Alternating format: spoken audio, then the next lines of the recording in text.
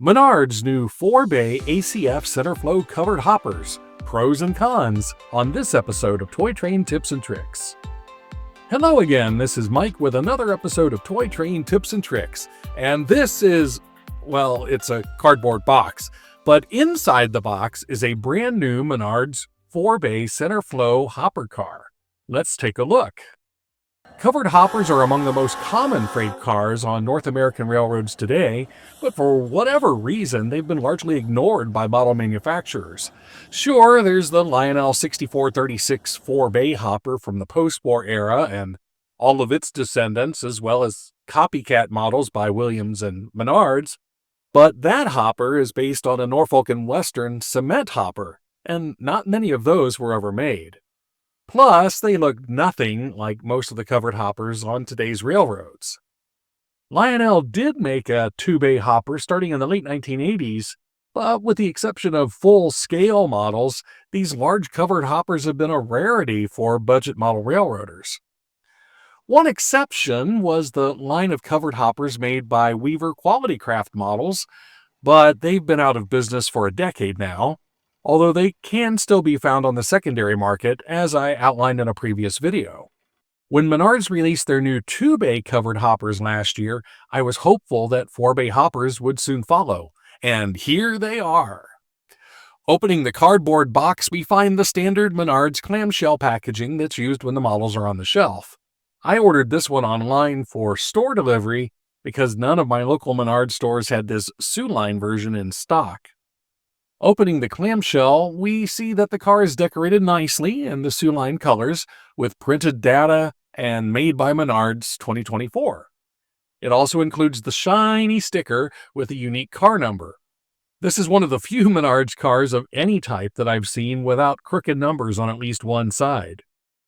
The trucks are plastic, but they include the new Menards articulated coupler mechanism that allows the car to navigate 027 curves. Pretty cool. Although the car looks rather silly on curves of this degree, I recommend 042 curves or larger if you can manage them on your layout. And by the way, 027 curves are okay, but most 027 turnouts are not, as you can see. So keep that in mind before you purchase. The couplers are also plastic thumbtack types, but they seem to be snug and firm with no accidental uncoupling issues that Menards cars have been notorious for in the past. One disappointment is this missing detail piece.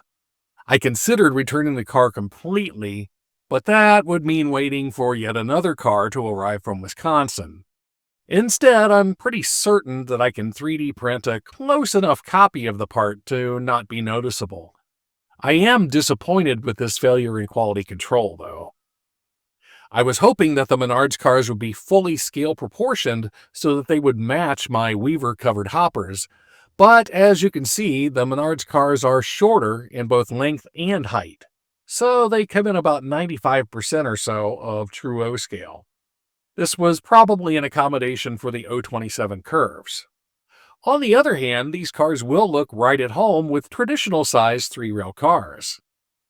Like my Weaver cars, these Menards hoppers feature plastic construction throughout, so they're very, very light for their size.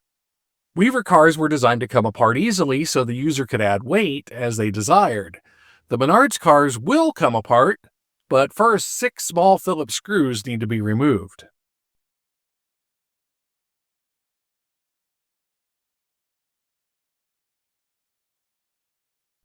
In a previous episode, I demonstrated how to add weight and how much I recommend for various cars. Curiously, the Menards 2-bay hoppers feature metal sprung trucks, and those cars retail for $10 more than these longer 4-bay cars. It seems that the $24.99 price point was more important to Menards than the improved operation provided by metal trucks.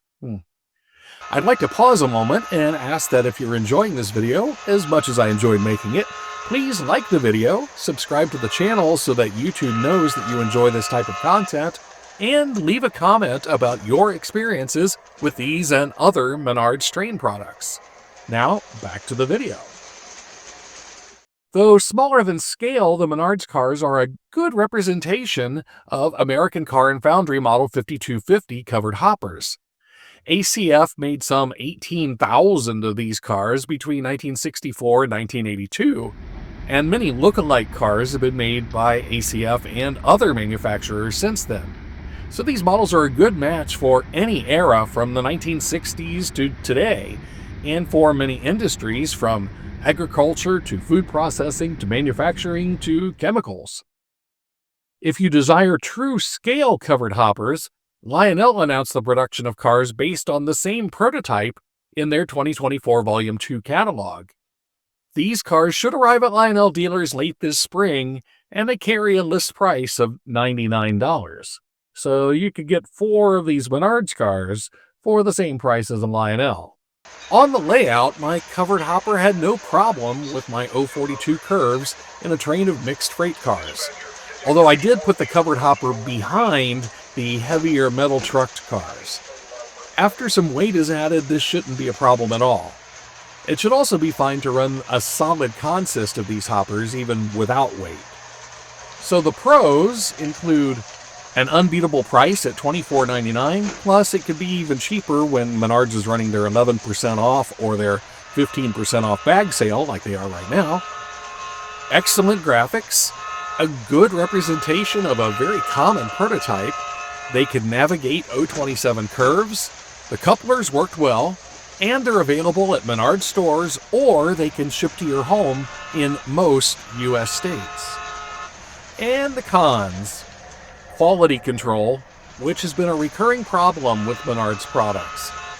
Their customer service is generally pretty good, I've found, but in my case, I'm not willing to wait, and I'll just fix the problem myself. Another con is that the cars are not true 1/48 scale, which is not a problem for most 3-rail operators.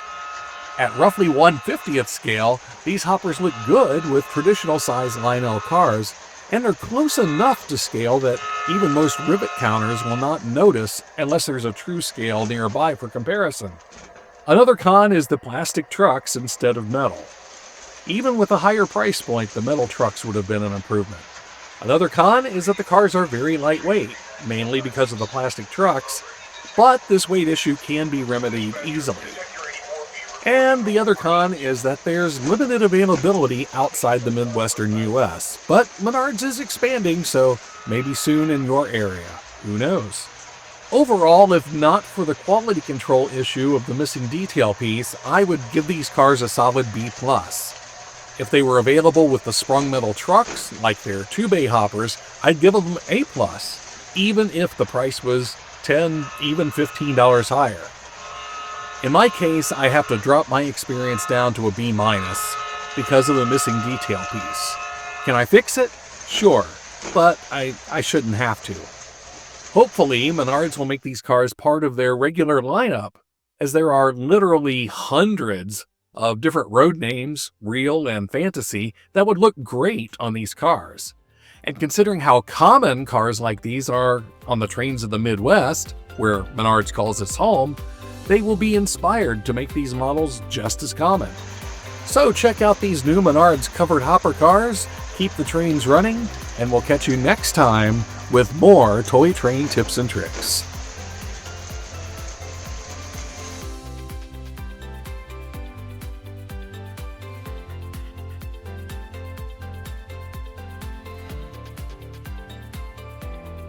Hopefully, Menards will make these cars part of their regular lineup, as there are literally